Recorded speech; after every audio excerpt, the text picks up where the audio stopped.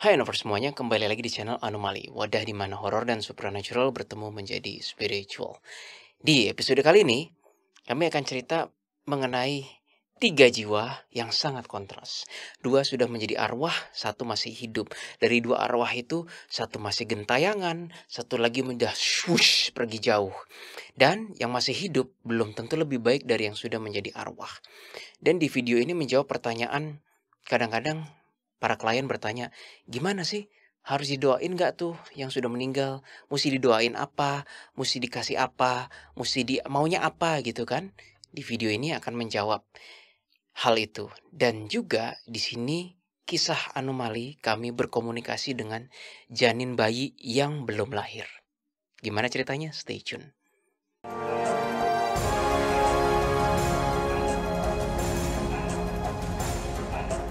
Latar belakang klien kami kali ini adalah sepasang suami istri. Sebut saja Brad and Angie. Itu aku ambil dari Brad Pitt dan Angelina Jolie. Yeah, I know. Brad and Angie. Angie sedang mengandung berapa bulan? Kandungan usia 8 bulan. Yes, jadi per mereka datang ke kami waktu itu sebenarnya tinggal seminggu lagi melahirkan, jatuh tempo. Begitu. Oh, ada istilahnya, jatuh tempo adalah melahirkan gitu. Emang harusnya apa? Apa gue yang salah ya? Harusnya apa sih, Bill? Nggak tahu sih, aku belum pernah dengar istilah jatuh tempo. Tapi ya masa belum pernah jatuh tempo? Belum pernah. Aku biasanya sudah mau lahiran gitu. Atau mungkin aku yang Enggak, jarang. istilah jatuh tempo sendiri tahu dong? Tahu. Oh. Ya, anggap aja sama. Oh, oke. Okay. Kirain kamu belum pernah dengar istilah jatuh tempo seumur-umur. Udah. Oke. Lalu bayar kartu kredit kan juga jatuh tempo kan? Ya aku bilangnya jatuh tempo udah biar gampang lah gitu melahirkan. Pertanyaan klien sebenarnya kali ini sesi kami cukup straightforward ya, alias pertanyaannya yang sebagian besar ditanyakan oleh sebagian besar klien, yaitu HB, tujuan hidup apa, kayak apa sih message universe dan and so on yang seperti itu. Tiba-tiba kamu ngerasanya gimana? Tiba-tiba aku mendapatkan abstrak bahwa sepertinya ada something yang harus dikorek gitu mengenai keluarganya dari Angie. Dan akhirnya sampailah kita malah justru mencari keterangan dari arwah papanya Angie dulu. Iya. Berikutnya habis itu arwah papanya Brad dan seterusnya. Malah dari situ dulu ya. Nah, sebelum lebih lanjut, Anover semuanya, kami menemukan terminologi baru nih untuk menggampangkan kami cerita. Tapi ini masih beta version. Masih under construction. Jadi kami sebut orang meninggal ini dengan analogi ke airport. Meninggal dunia sama dengan berangkat. Sampai di administrasi astral sama dengan check-in. Benar-benar siap masuk pesawat sama dengan boarding. Gimana? Ya, ini masih beta version sih. Kalau Anovers menemukan terminologi yang ini aja, kenapa nggak gini? Please let us know. Kami terbuka ini di kolom komen. Jadi maksudnya gini teman-teman, ketika seorang manusia meninggal udah jadi arwah gitu, itu definisi berangkat menuju airport ceritanya. Harus airport, nggak berangkat nggak bisa kemana-mana, harus airport ceritanya. Ya biar gampang lah gitu. Nah, begitu sampai airport, dia kalau itu apa yang check-in itu? Iya, itu apa sih katanya? Check-in itu. Kalau yang kami tahu, jiwa itu harus melewati sebuah seperti administrasi astral dulu. Ya dari kacamata kami biasanya yang megang in charge itu tuh Grim Reaper. Dan kesannya kayak ada buku astral. Ini hanyalah vision ya, belum tentu benar tapi kan hanya cara. Itu yang namanya check-in. Jadi misalnya Mas Bambang nih meninggal dunia, lalu Bambang bla bla bla bla bla nama akhirnya. Dia berangkat terus masuk ke administrasi astral, GR bilang Bambang bla bla bla bla bla bla. Ya oke. Kamu memang belongs to kubu kanan. Itu baru check-in teman-teman, belum boarding. Karena banyak kasus walaupun udah check-in, si jiwa atau arwah yang bersangkutan nggak mau ke boarding tempat nunggu pesawat. Ya kan Jess? Itulah yang disebut gentayangan. Ada nggak yang gentayangan nggak check-in? Ada juga. Bahkan itu cuma sekedar berangkat ke airport tapi nggak nyampe-nyampe ke airport, dia singgah di rumah makan Padang lah atau istilahnya kayak begitu. Jadi ada juga yang udah berangkat cepet, check-in, langsung boarding, langsung shush gitu. Iya, ada. Tapi banyak banget ya Jess. Udah check-in, dia balik lagi ke dalam kota istilahnya. nggak mau boarding. Ada. Dan justru itu yang lebih banyak kami lihat. Oke, nah sekarang balik lagi ke kasusnya ini. Kami langsung cerita mengenai hasil scanning papanya Angie. Sampailah kita pada hasil scanning papanya Angie. Aku dulu ya Jess ya, nanti kamu timpalin. Silakan. Ini fotonya, ini namanya, kami coba scan. Yang pertama langsung gue berasa adalah memori terakhirnya sebelum berangkat, sebelum meninggal itu perempuan. Gue bingung nih, ini perempuan istrinya atau Will atau apa. Tapi dari memori energinya sayang sekali. Sayangnya tuh bukan yang kayak sayang nafsu romance. Ini gue rasa anak nih. Lalu akhirnya kami meminta foto dari keluarganya Angie karena penasaran kan, sosok perempuan ini siapa yang paling disayang papa dan siapa yang dimaksud. Memang gue ngelihat bentuknya dari memori itu seperti Angie, rambutnya lebih panjang seaksesorisnya Jesslyn, mukanya demikian. Tapi kan gue curiga, siapa tahu bapaknya punya Will. Banyak guys, banyak yang kasus kayak gitu. Siapa tahu bapaknya punya Will atau ternyata istrinya sendiri alias mamanya Angie, kan kita nggak tahu. Nah begitu dilihat fotonya, adiknya bukan. Angie punya kakak nggak ya? Aku lupa. Lupa, pokoknya 3 bersaudara. Ya, pokoknya 3 bersaudara. Pokoknya 2 saudaranya bukan, mamanya juga bukan, melainkan adalah Angie itu sendiri. Dan di sini gue dapat abstrak papanya Angie ini adalah bukan family man ya. Kalau family man, seorang bapak itu, seorang laki itu bertindak adil terhadap istrinya dan anaknya. Enggak, ini he is not a very good husband, terus terang. Dia dan istri enggak begitu harmonis, tapi dia terhadap anak-anak. Wah, very apa tuh namanya tuh, teman-teman? Sangat sayang. Father man, family man, atau children man. Jadi gue bilang ke klien, ini very children man, bahasa ngawur. Tapi ya, you get the point gitu kan. Dan ternyata itu divalidasi oleh Angie kan, bahwa iya papa sayang banget sama Angie. Angie cerita ini Jess, aku ingat kok, papa sampai ngorbanin apa yang dipunyainya kan, kamu yang cerita. Jadi papa Angie sampai mengorbankan apa yang dipunyainya untuk Angie kuliah. Mungkin teman-teman ngerasa tiga anaknya kuliah, bukan cuma Angie, dan kuliah di luar negeri. Oh iya, dan di luar negeri.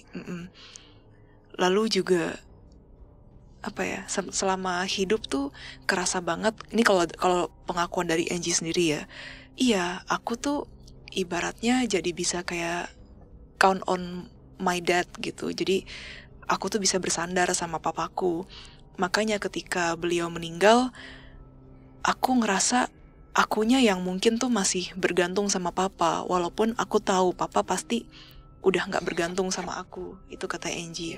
Dan Angie mengatakan kepada kami bahwa sebenarnya sih agak salah dengan papa mengorbankan hampir seluruh uangnya itu demi menyekolahkan kami. Bukannya kami gak bersyukur, kata Angie. Namun sekarang jadi apa-apa susah gitu loh. Kayak untuk medical, untuk yang lain-lain, papa sayang banget, tapi kayaknya gak begitu deh, kata Angie. Sebenarnya kisah seperti itu dialami oleh keluarga gue sendiri sih, dari keluarga nyokap. Tapi that's my personal story. Tapi gue kira-kira paham. Nah, ketika kami cek di buku administrasi astral, di check-in counter, namanya ada, tapi belum boarding. Udah check-in, tapi belum boarding. Dan fix kubu kanan ya, fix kubu kanan. Kami juga melihat grip putih. Karena kalau nggak di kubu kanan, itu nama check-in nggak ada, Jess. Berkali-kali kan kita sama klien. Iya sih. GR bilang namanya tidak ada di buku check-in. Alias lu belum beli tiket nih. ya, gitu kira-kira. Nah, definitely kubu kanan namanya ada tapi belum boarding. Dan di mana nih koordinatnya? Ini bisa dipastikan kayaknya sih kalau nggak gentayangan dimensi iblis, kayaknya nggak mungkin, nggak berasa energinya goyang. Akhirnya gue sama Jesslyn agak-agak takut ngomongnya, tapi aku lihat apa, kamu lihat apa? Iya. Bilang. Kalau aku kondisinya tuh papa sepertinya tinggal di dekat lautan. Itu yang aku lihat pertama kali pas cari tahu koordinatnya. Kalau Kawil? Ya, jangan sebut tempatnya dulu ya. Iya. Terus gue ngelihat kayak di perumahan itu susah gue jelasin sih. Tapi intinya ada sebuah abstrak kata di sini, Bangka or Belitung. mungkin Anovers bilang kayak, itu mah kelihatan dari tampang orang, terus dari gaya ngomong. Enggak guys, enggak. Ini nggak ada gaya ngomong, nggak ada, cuman satu foto itu aja ya Kak. Bersih, Angie ngomong bersih dan fotonya cuma itu. How do we know itu orang Bangka, Belitung, orang mana? For sure we know itu orang Indonesia, tapi dari aksen Jakartanya bagus. Iya, aksen Jakartanya bagus. Tapi tiba-tiba gue dapet kata Bangka gitu kan. Dan ternyata Angie bilang, iya. Pas kita ngomong gitu, Angie bilang, oh iya, papa emang dari Bangka. Gue sama Jesslyn anjir aja. Gitulah. Dan papa katanya sebelum meninggal itu memang sangat ingin pulang ke Bangka Belitung gitu. Dan rumahnya juga itu di dekat lautan. Itu rumah yang gue ngeliat. Jadi rumahnya tuh sebelum dikasih tunjuk foto rumahnya ya, dan ada rumah foto masa kecilnya. Ini siapa sih tengah session, ada yang mau ganggu nih bentar nih. Ya beginilah teman-teman. Itu kayak nonton doang sih Kak Wil. Enggak, kayak ada energi kayak mau masuk ke sini loh. Demon sih. Resek tau gak? Sorry ya, anniversary. Gini lah, this is our job.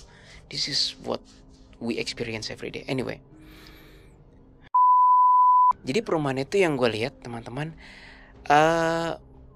nggak jarang yang 2 lantai, 1 lantai semua, panas abstraknya, humid, terus ada desiran laut yang di vision gue itu.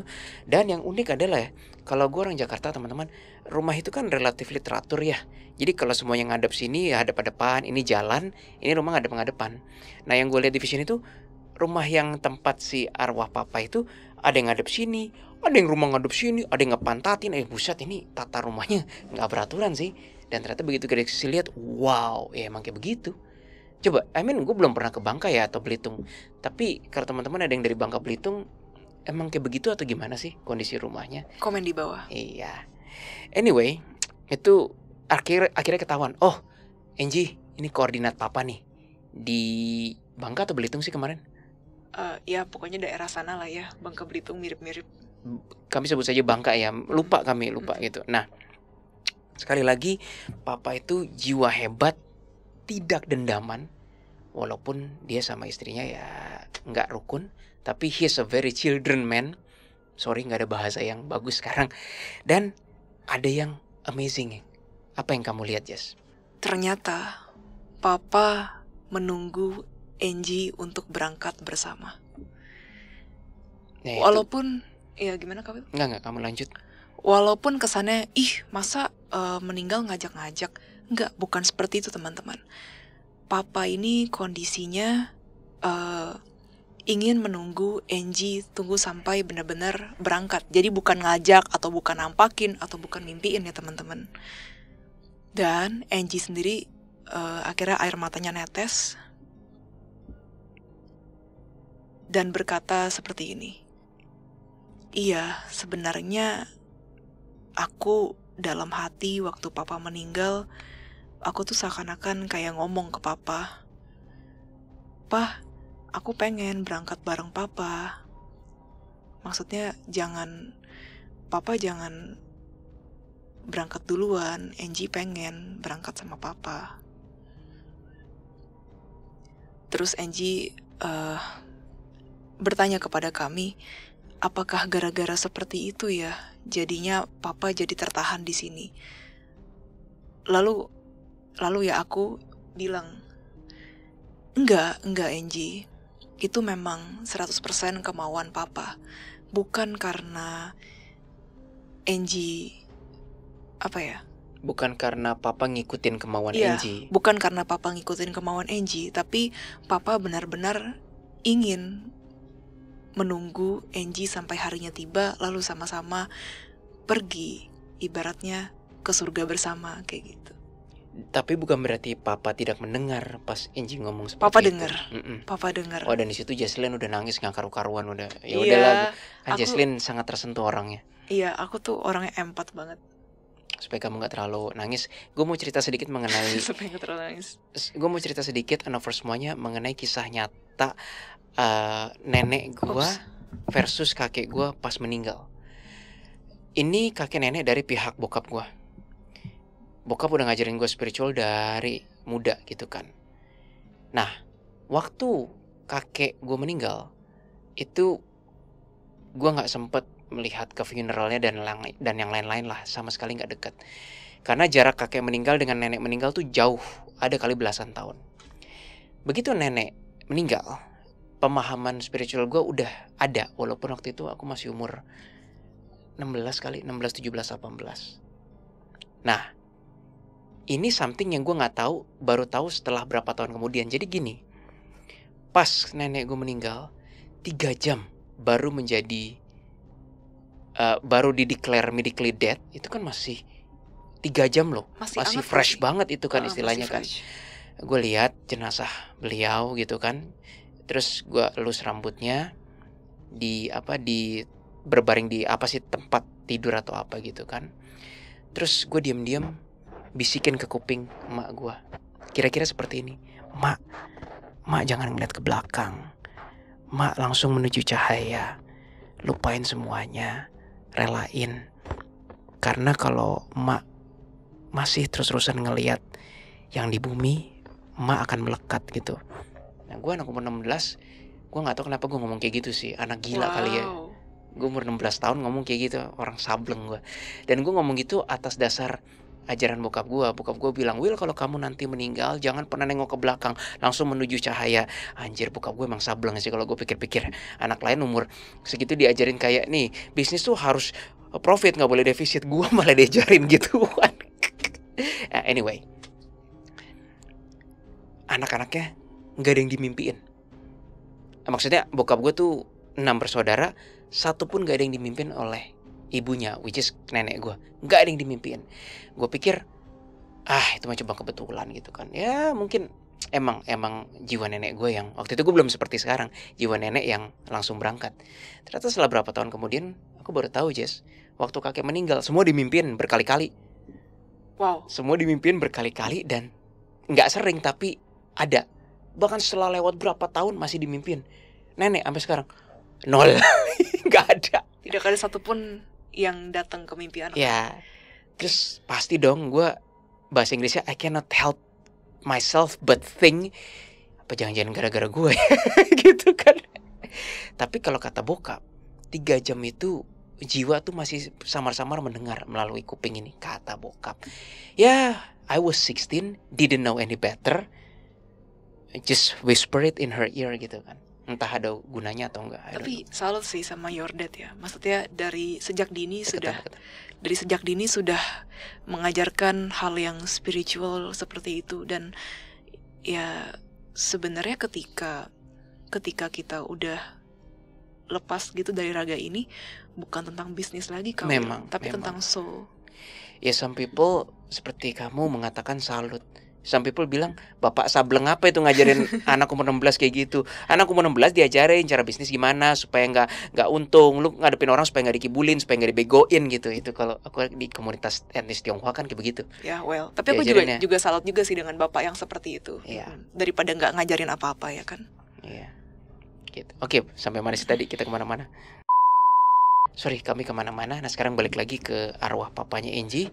Ya, posisinya confirm di situ dan memang kata Angie, papa suka sekali dengan rumah masa kecilnya. Nah, gue bingung nih, mau diajak ngomong. Untungnya ada GR yang jaga. Aduh, kalau udah ada GR yang jaga, gue nggak mau repot-repot. Kak GR, tik, puking, kayak nanya ini dong, keterangan jiwa ini dong, dan diberitahu. Dan ternyata muncullah pertanyaan-pertanyaan biasa. Ini normal nih para klien etnis Tionghoa terutama ya.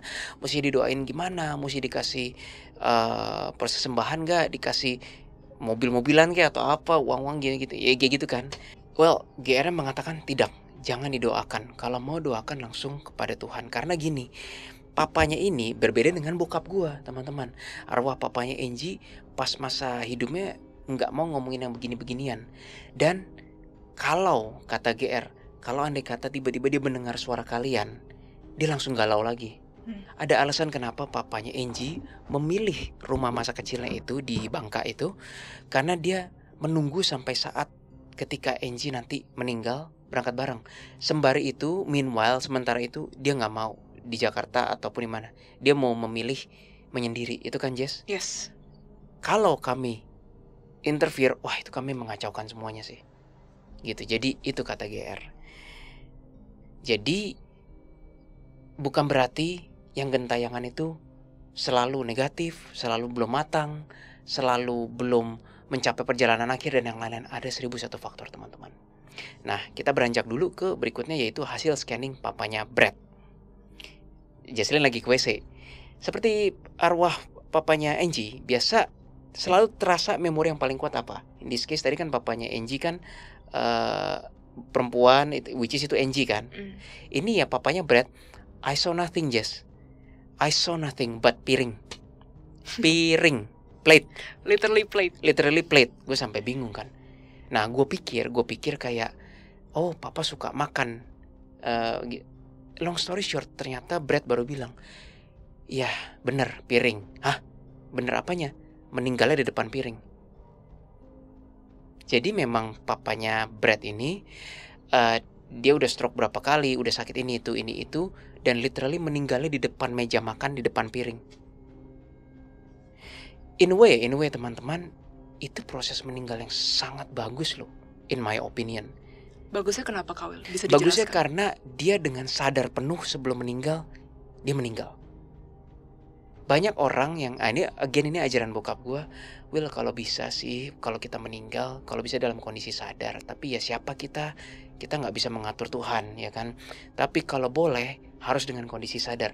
That's why para spiritualis, pertapa sakti, dan yang lain-lain, mereka meninggal, yang jago-jago, yang sakti-sakti, itu meninggalnya dalam keadaan sadar semua. Nah, termasuk si papanya Brad ini meninggalnya dalam kondisi relatif sadar, lagi makan. Wah. Nggak perlu menderitanya udah lewat sebelumnya, stroke dan yang lain-lain. Tapi setidaknya bukan pas di rumah sakit berangkatnya. Gitu. Tapi iya sih, kalau dipikir-pikir ya. Kalau dipikir-pikir lebih happy-an yang sadar sih. Iya dong. Iya. Ingat gak kasus anomali atau DA yang meninggalnya literally di depan tangga perusahaan, tangga pabriknya dia sendiri? Iya, ada. Wah, itu juga menurut kami luar biasa. Itu bahkan gak sakit apa, cuma sakit bentar, dadanya pek, berangkat. Kaget sih bagi yang ditinggalkan, tetapi sepertinya proses itu lebih mulus bagi yang meninggal. Sepertinya. Ini kami masih meneliti. Anyway, lanjut ke arwah papanya Brad. Hidup dia seperti paradise. Dan kami validasi apa aja, Jess, yang kamu lihat. Anak-anaknya semua pada ngurus papa. Terus juga ART juga ada. Istrinya juga baik. Menjadi ibu pengurus rumah tangga yang baik ya, Kawil. Yep. Ya. Iya. Pokoknya semua fine aja gitu. Keuangan juga tidak masalah gitu. Ya, aku detect something yang lucu. What is it?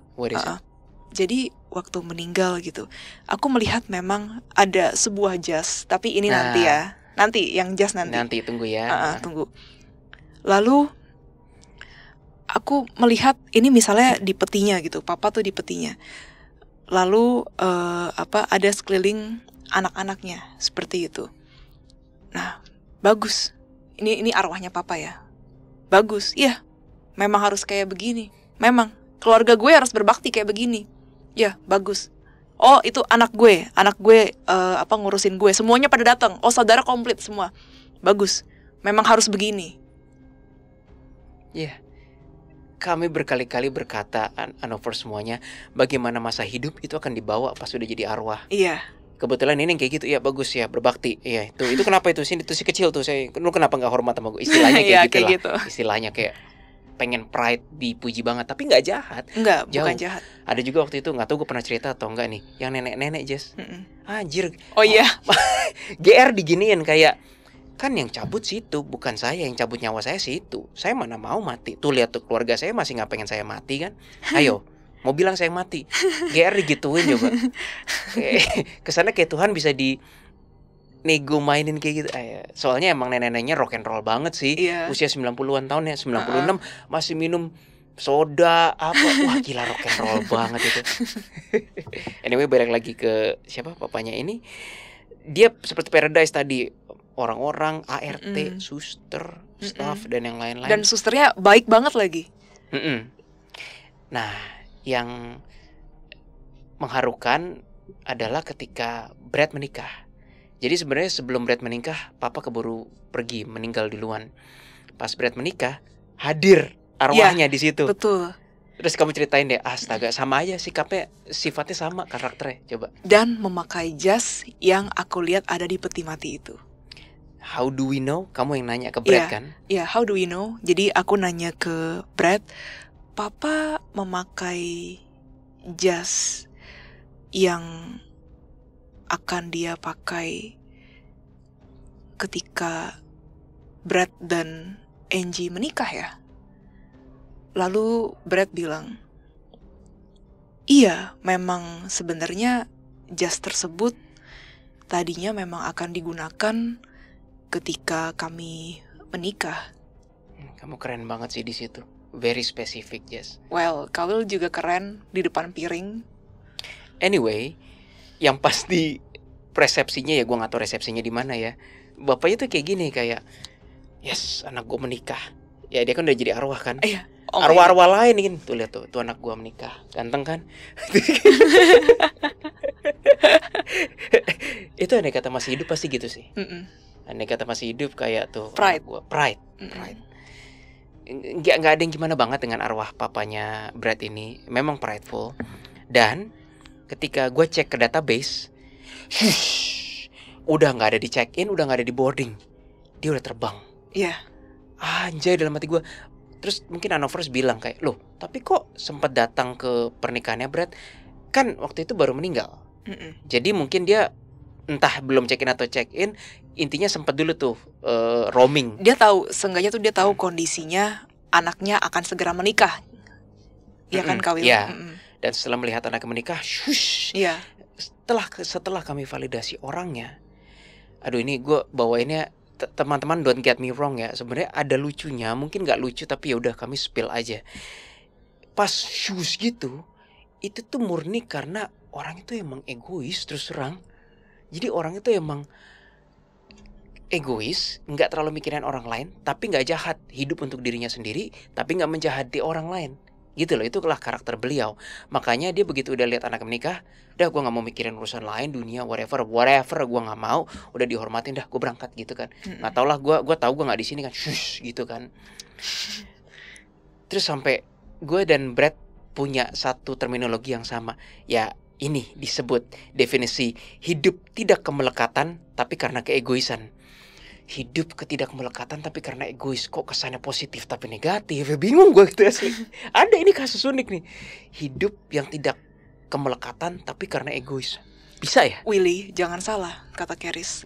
Terkadang egois itu dibutuhkan ya. Dibutuhkan. Iya. Thank you Keris. Ada lagi? Tidak, aku rasa kamu sudah menyampaikannya dengan baik. Oke. Kata Keris. Nah, teman-teman yang terhormat semuanya, egois sering dikonotasikan dengan apa ya? Konotasinya negatif. Orang nggak boleh egois. Egois tuh mentingin diri sendiri. But then gue rasa nggak mungkin kita di dunia tidak punya sikap egois. Bahkan, yes, gue setuju dengan Keris. Sampai titik tertentu, egois diperlukan.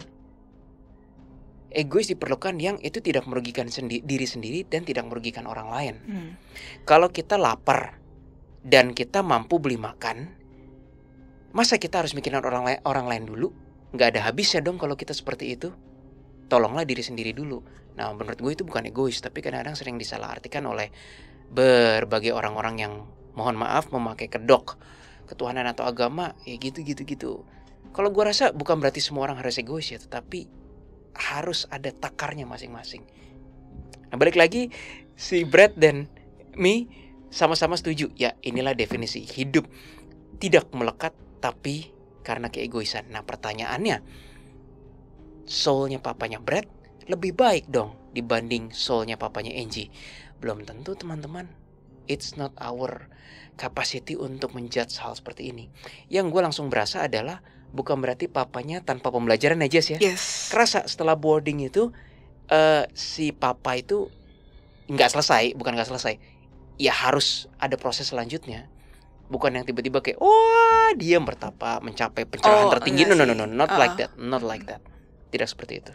Masih ada yang harus dilakukan. Tapi kami tidak bisa menembusnya dan saat ini kami tidak mau menembusnya. Yep. Kubu kanan guys.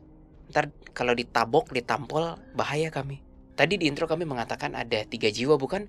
2 yang sudah menjadi arwah dan 1 yang masih hidup. Nah, yang 1 yang masih hidup ini adalah mamanya Angie, alias istrinya dari almarhum papanya Angie. Silakan.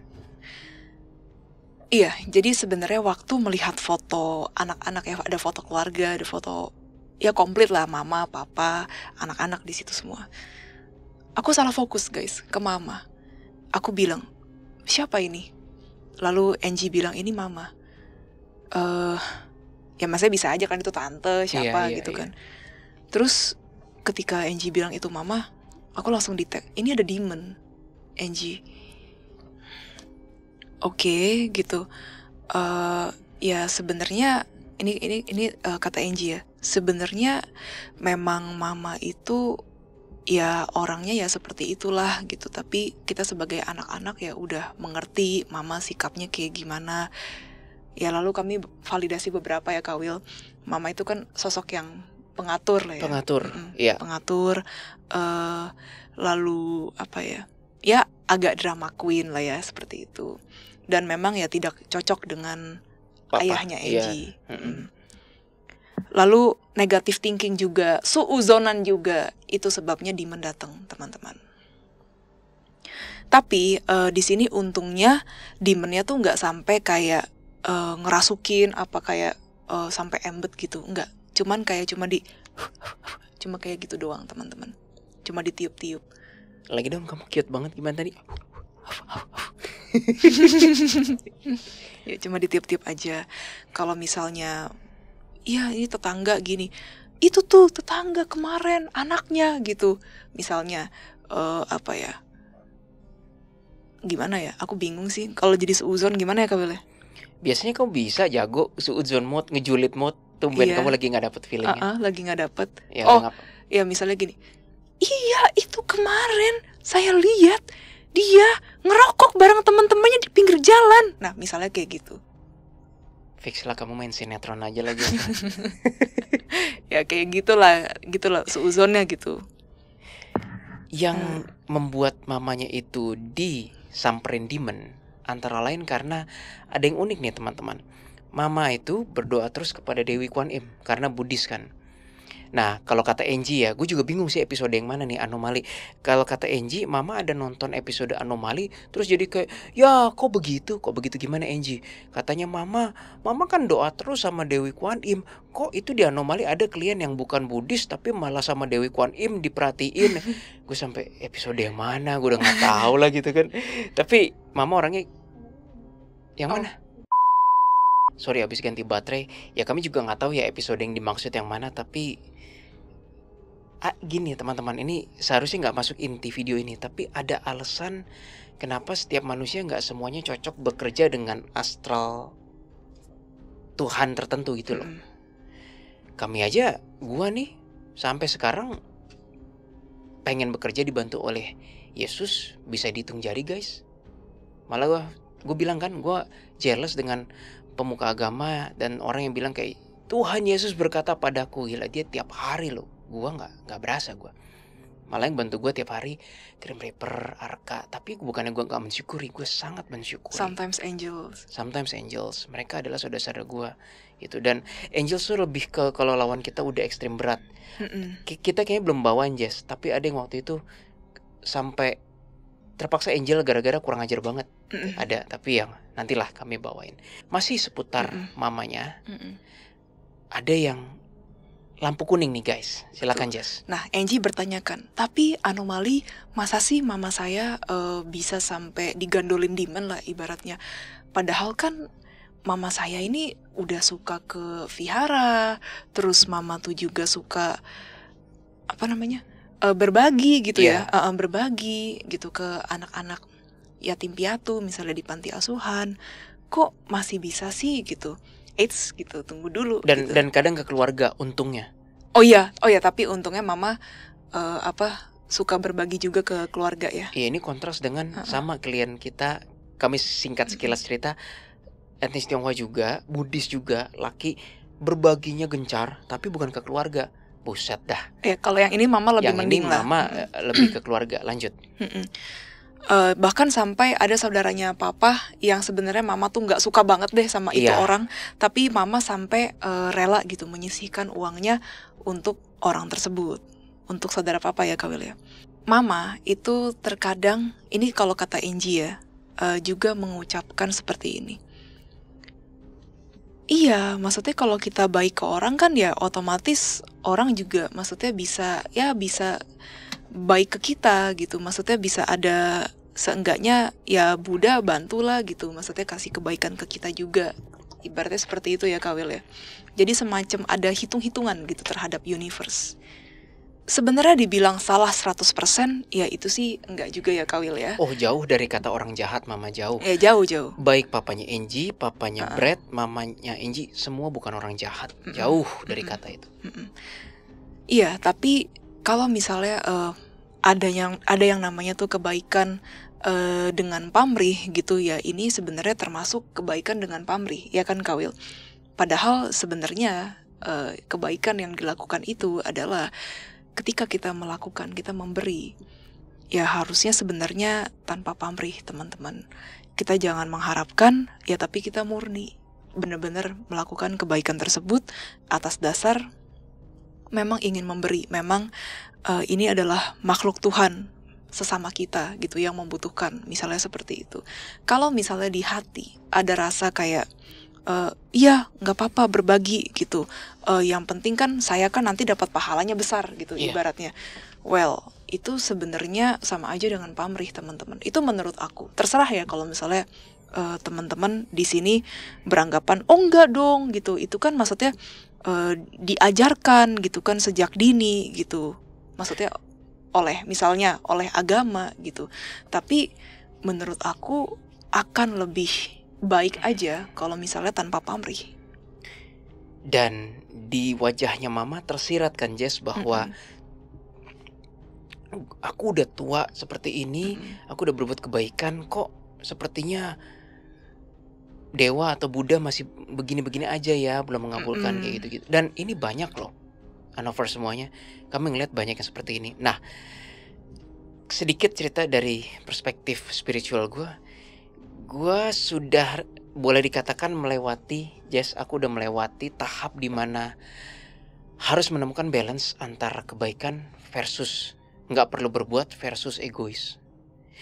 Guys, dulu gue pernah jadi orang, ini belum lama loh, bahkan udah kenal Eli, my HB, udah kenal Jesslyn bahkan.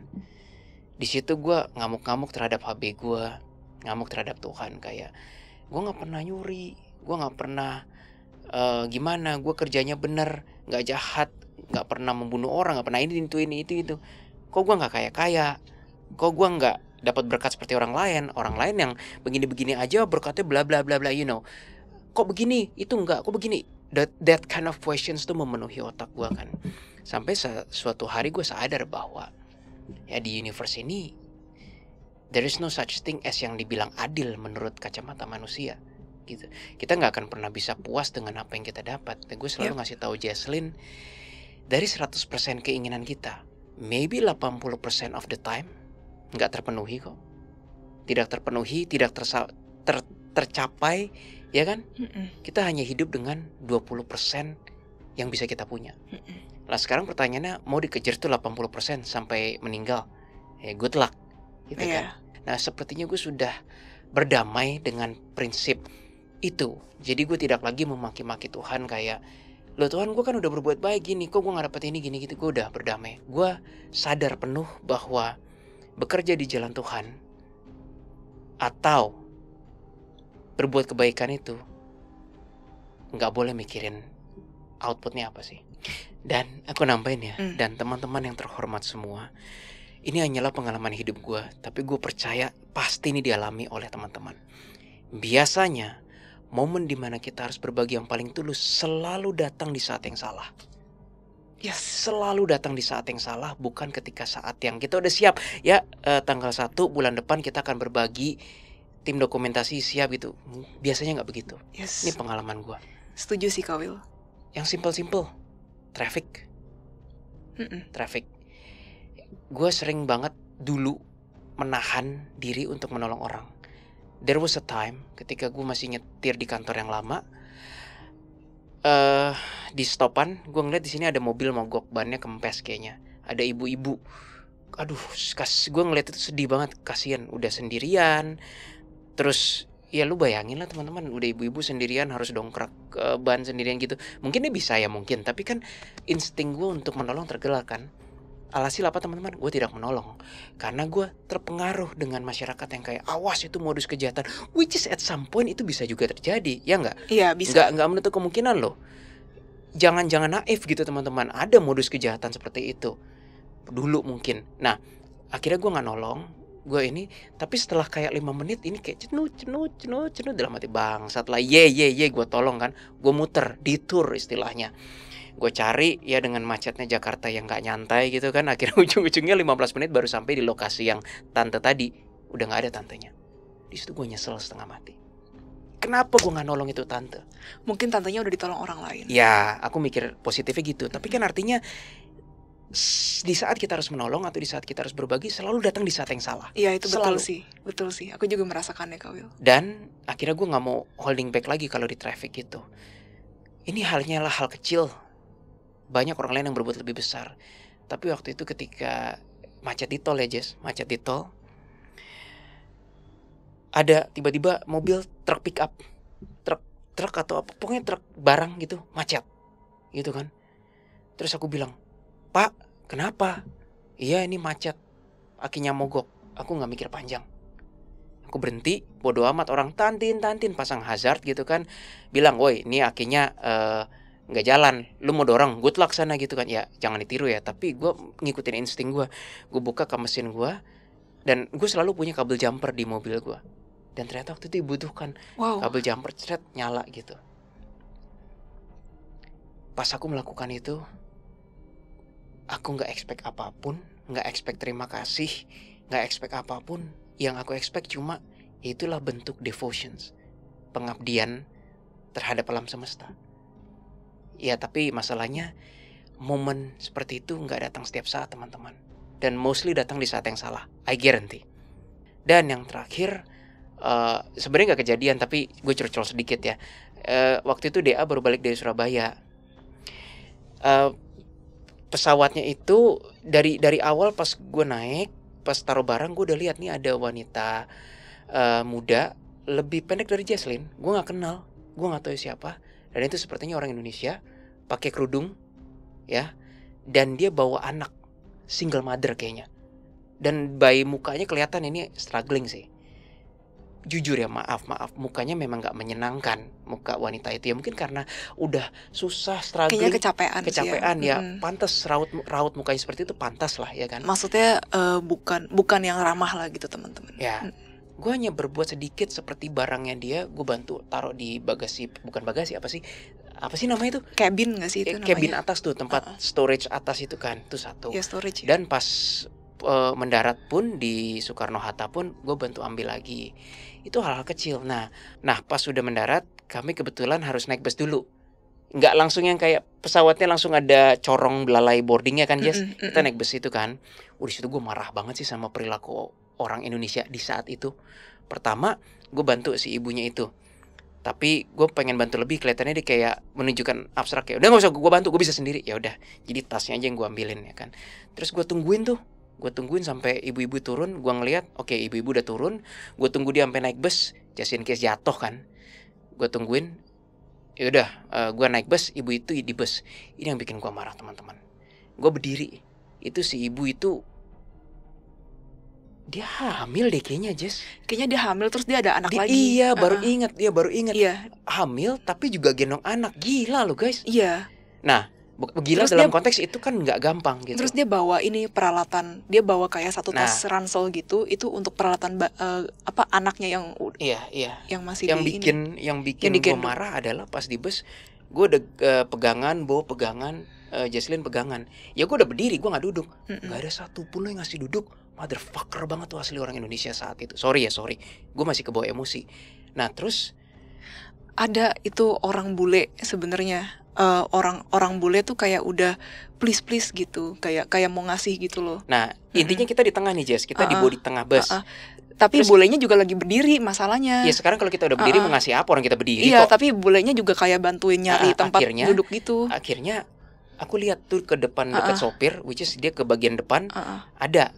Nah, dia mesti naik tangga kan? Tangga itu kan. Di sini nih ada laki-laki yang di sini tasnya gini. Iya, tasnya ditaruh gini. Itu kan. Terus dia ngeliat tuh ibu-ibu. Si laki-laki ini kayak gue praktekin ya, laki-laki ini tapi dalam hati gue, lu kalau mau ngangkat tas lu ngangkat, jangan yang setengah-setengah gini, bitch gitu loh. Gue tahu hati lu, gue indigo, sorry. Kalau lu bilang aja lu nggak mau didudukin sini kan, TAI lah gitu kan. Tapi gue nggak mau konfront tuh, gue udah nahan diri, takut guys, soalnya kemana-mana kami dikenal sekarang. Jadi ntar kalau di videoin kayak, gila anomali marah-marah. Tapi kalau untuk hal itu gue berani marah sih. Gue membela ibu-ibu yang memang harus diberikan tempat kok gitu kan. Ya itu kondisinya hamil dan ada anak. Si laki itu, si mas-mas itu kayak saya ditaruh, kesannya kayak mau duduk tapi kayak ngangkatnya gini nih. Udah cuma gini doang. Si ibu tahu nih laki setengah hati gitu kan. Nggak mau ngasih. Terus ibunya ke depan lagi ada kosong. Wait, gua ngambil tas dulu, gua peragain. Niat banget. Oke, gue udah pakai tasnya teman-teman. Jadi si ibu itu kan berjalan ke depan setelah melalui laki yang setengah-setengah ngasih itu kan. Terus di antara di hallway-nya itu ada laki-laki berdiri ngalangin jalan si ibu untuk ke tempat yang akan didudukin. Nah, gue nggak ada maksud mainan fisik ya guys ya. Tapi laki-laki itu gemuk, dan dia makan tempat. Tasnya pun makan tempat, ya kan? Terus ibu-ibunya kayaknya bilang permisi gitu kan. Sumpah laki-lakinya cuma gini, terus gini dong. Silakan lewat. Dalam hati dia gak sadar. Gue pengen bilang, oi Dut, lu gak sadar, lu ngalangin jalan gitu loh. Dia begini, lu doesn't help, lu sadar diri dong, lu tuh gemuk ya, gitu loh. Ya maksudnya harusnya agak ke depanan dikit dengan gitu gini, ya. Dengan gini dia kayak ke samping dikit harusnya. Dia bahkan gak begini loh. Kan bisa berdiri terus bisa begini kan. Memberikan ekstra. Gue udah mau labrak gitu. Untungnya gue gak jadi. Gue nahan diri. Gue udah mau labrak kayak lu gak bisa lihat ya ini ibu-ibu hamil dan masih gendong anak kayak. Ya gitulah. Penting gak penting sih guys, tapi gue paling gak tahan ngeliat begituan. Sama seperti video kami yang kemarin kami cerita mengenai WC, antri WC.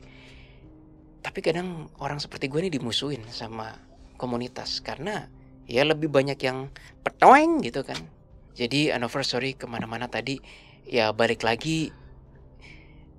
Kalau gue sudah berdamai dengan diri gue, jadi gue sudah belajar menerapkan balance antara kebaikan, egois, dan hal-hal lain in my life. Gitu. Intinya anniversary semuanya, semoga tidak ada orang-orang di sini atau anniversary terutama yang ketika masa senior nanti ngedumel pada alam semesta atau pada Tuhan kayak gue sudah berbuat baik ini, kenapa Tuhan begini. Semoga gak ada yang seperti itu. Gitu. Gue pun sendiri masih berusaha ngelawan itu teman-teman. Gue masih berasa kadang Tuhan gak adil. Masih gue human kok. Tapi harus diatasi.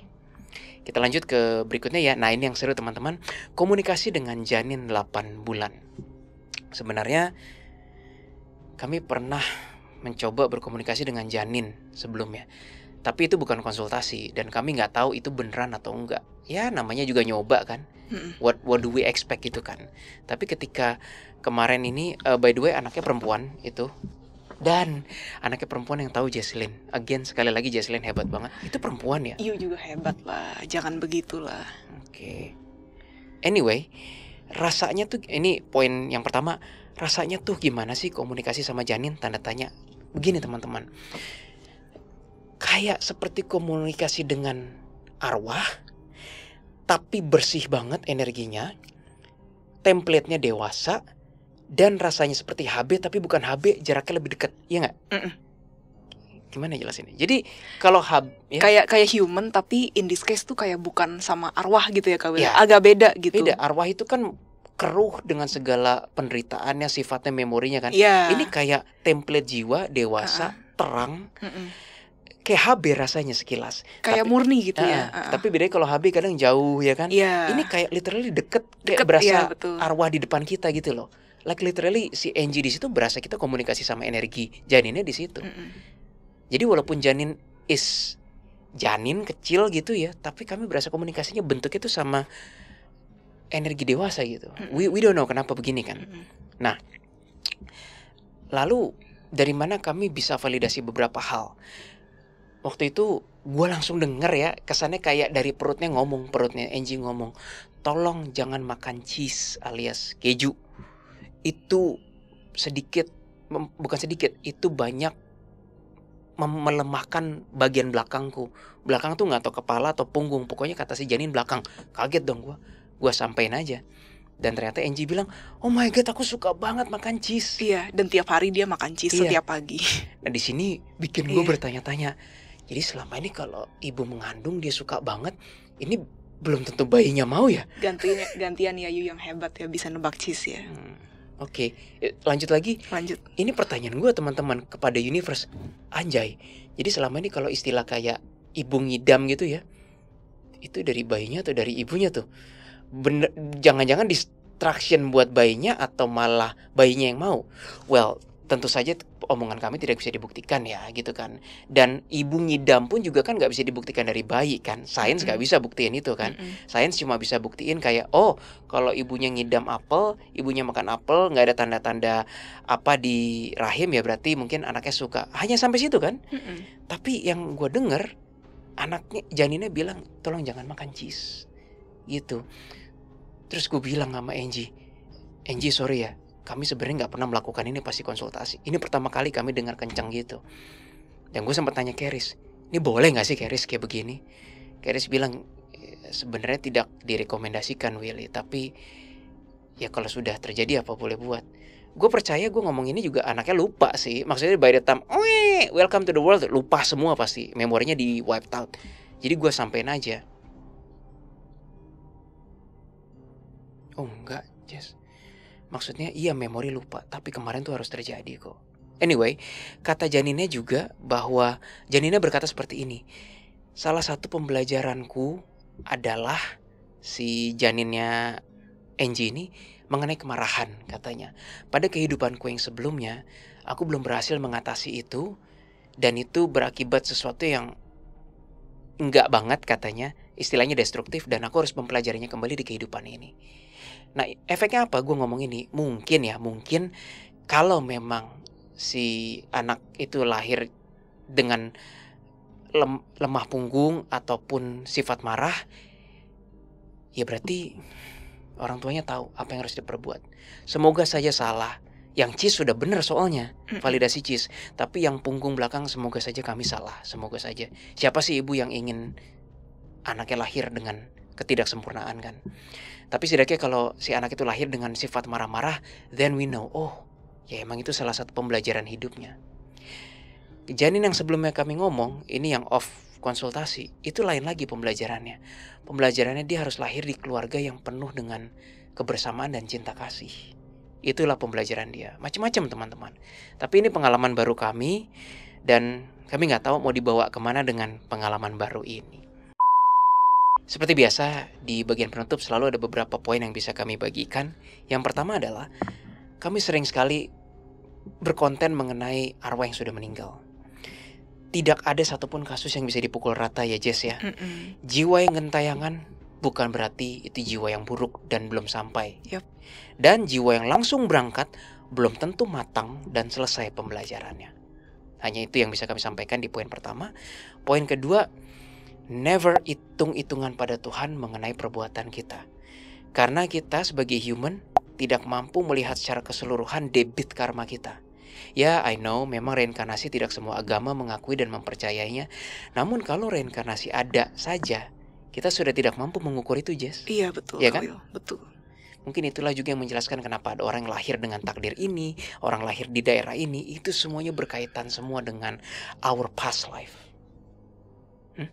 Kata Seven Prime, dan your next life. Itu semuanya berkaitan. Oke, gue gak tahu apa yang barusan Seven Prime ngomong, tapi gue rasa it makes sense. Seven Prime udah di luar waktu. Maksudnya melampaui waktu. Sekian dulu video dari kami kali ini, teman-teman. Thank you for watching. Please klik like, share, subscribe, dan sampai jumpa pada video anomali berikutnya. Bye-bye. Bye-bye.